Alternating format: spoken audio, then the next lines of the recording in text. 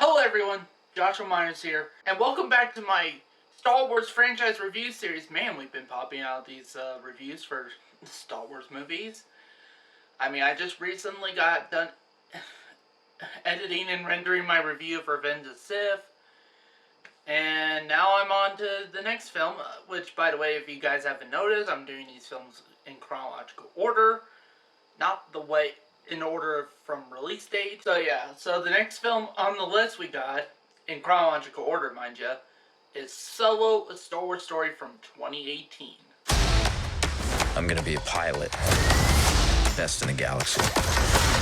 Heard about a job. Big shot gangster putting together a crew. Who are these guys? Han Solo. Lando Calrissian. Whoa, is that a Wookiee? On May 25th. If you come with us, you're in this life for good. You in? That's yes. Solo, a Star Wars story. Rated PG-13. Solo: A Star Wars Story stars Alden Ehrenreich. At least I think that's how you pronounce his name. Emilia Clarke, Donald Glover, Woody Harrelson, and it's directed by Ron Howard. The plot of Solo: A Star Wars Story is that it basically shows the beginning of our favorite badass smuggler, Han Solo. In which basically in this movie he ends up joining the Empire for a little bit and ends up taking up a job. He meets Chewbacca, and it's really about him and Chewbacca joining with this other crew so that they could pull together some heist. In a lot of ways, this film is really a bunch of a heist movie, but in the Star Wars universe. What are my positives with Solo: Star Wars Story? Honestly, for me, I do like some of the casting choices. I think Alden Ehrenreich, again, I think that's how you pronounce his name, as Han Solo, I think he did a decent enough job. I really did like Donald Glover as a young Lando Calrissian. I also really liked Woody Harrelson as Tobias Beckett. I really did. I did like his character, actually. I thought he was actually a great addition to the Star Wars mythos. And plus, I will admit, it was cool to see how Han Solo really pulled off the Kessel Run, actually. The thing they were talking about in the original trilogy, and we get to see that in this movie. And how he pulled it off. That was cool. So far, those are my only positives with this movie. What are my negatives with Solo: Star Wars Story? Honestly, for me, first of all, this movie does seem like a rushed product. And I should have anticipated this because this came out, I think, a couple or so months after The Last Jedi came out. Like, literally no joke. Because The Last Jedi came out December 2017. This film came out, I think, like February of 2018 or something like that, March. That's not a long time to make a movie, especially a Star Wars movie. Hell, even a Saw movie took more time with its pre-production than that. So I kind of knew I was kind of in for something really bad with that in mind. Knowing that, because I heard throughout production of this film, apparently there was a different director on board, but apparently Kathleen Kennedy did not like what said director was doing. Instead, they cut him out, even though they were 95% done with the movie, and brought in Ron Howard to direct, reshoots, which they end up reshooting most of the movie. And I could really tell that. I could really tell that there was a lot of this movie was completely reshot for a lot of it. And it did not do well, in my opinion, I think. And knowing that, it should seriously say something, because this is the one Star Wars movie that they did not make money with. It did not make its money back, so that's gotta be saying something. Also, there's certain just creative decisions in this movie that I did not like. I think this is one thing that actually was a part of the reshoots that Kathleen Kennedy wanted, and that's to have the character L3B, which is this droid that, that was Lando's original co-pilot. And, yeah, let's talk about L3 for a bit. Yeah, I guess you would consider, an SJW, or I guess a social justice bot, if you will. And she's really gets on my nerves in this movie.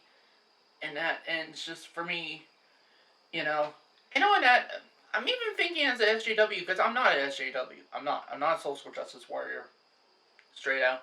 But I'm even thinking. I feel like she just ended up becoming more of a stereotype for SJW rather than an actual person. I mean, sure, she's a robot, but, they managed in other Star Wars films to make the robot seem almost human. And actually relatable. Also, another thing I don't like about, with this whole, with that whole character is that it seems like, which I found really weird and bizarre, like it didn't need to be in this movie, that the fact that apparently they really do indicate that Lando Calrissian apparently fucks L3 from time to time. I'm like, I did not need to know that. It's really like just trying to find out like for example, it's really like trying to find out whether or not I, fuck a sex doll, and you want being to find out about said sex doll, it's something you don't need to know. Hell, it's something I don't need to know. So, and plus, yeah, so I didn't really care for L3 that much. I definitely would at least put her within the top worst Star Wars movie characters, actually, definitely on that list. Which, if you guys want me to do a list of the top 10 best and, if you want me to do a list of the top worst Star Wars characters ever in movies, or the top worst, or the top best Star Wars characters ever, let me know in the comments below if you want me to do a video like that. And knowing that, also, just how they concluded her arc, it feels like, it doesn't feel earned, and knowing that, it's like, you really couldn't, if you watch this film and watch A New Hope, you could completely forget everything that they did with the character of L3 when you're watching A New Hope. Like, for her being now part of the Millennium Falcon and everything, part of the ship's Navi computer, seriously, that was unnecessary, and for me, it's like, honestly, when you watch A New Hope, it's like you kind of forget about that completely. Knowing that the main antagonist they got here with Paul Bettany as Dryden Voss, he's a pretty forgettable villain. I mean, he's acted okay in the movie, but he's just, honestly, at the end of the day, downright forgettable. And they have him have these certain weapons, it's like a lightsaber and brass knuckles or whatever, and I'm like, seriously, it just feels like they're starting to run out of ideas as far as what they could do with lightsabers. And knowing that there's certain stuff that happens within the story, it's like, for example, at the end, apparently, Darth Maul is the one who's actually running Crimson Dawn, and it's like, for a lot of people who haven't seen any of the animated shows and that, they would be so confused as fuck about why Darth Maul is in it. In fact, I've seen some reviews in which that was the case. People were confused by Darth Maul's appearance. I wasn't, because I've seen the Clone Wars animated show. And even for somebody who's seen the Clone Wars animated show and Star Wars Rebels, where they did brought back Darth Maul and everything, and this came out after they concluded Darth Maul's story arc in Star Wars Rebels, and I'm like, what's really the purpose of bringing Darth Maul back with this movie? What's really the purpose? It feels like you can't, after you see Star Wars Rebels and how they conclude with his story arc and just how they handled that character through the Clone Wars and Rebels, it's like, there's nothing more you could really do with this character. At least I don't think so. And I feel like they're starting to oversaturate Star Wars with Darth Maul at this point, I guess it's like we did want him back, and boy did we got him back, and now we're going to get a lot more of him. Also, there's certain stuff I didn't like too. There was a lot of this another way this film seems rushed is that it rushes a lot of character development, a lot of character introductions. Like for example, when Chewbacca, well, when Han Solo first meets Chewbacca, in this moment, Chewbacca is literally about to kill him, like literally tear him apart and eat him.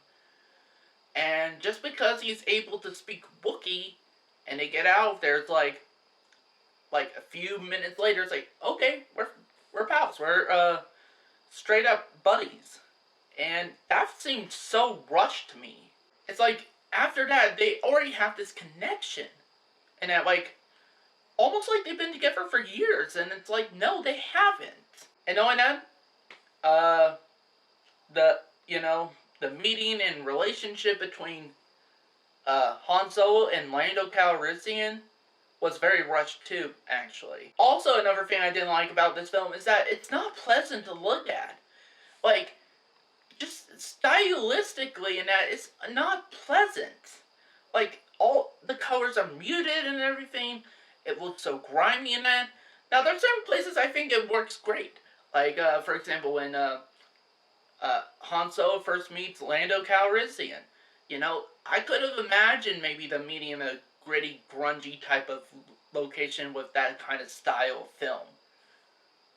But it's like that throughout the rest. It's like that throughout this entire movie, and honestly, it's sometimes the lighting can be so dark you can't even see worth a shit. So with that said, I'm going to give Solo: A Star Wars Story a 3 out of 5 stars. Honestly, for me, it's barely okay. There's a lot of stuff I didn't like about it, but it's not frustrating. It's not offensive to me.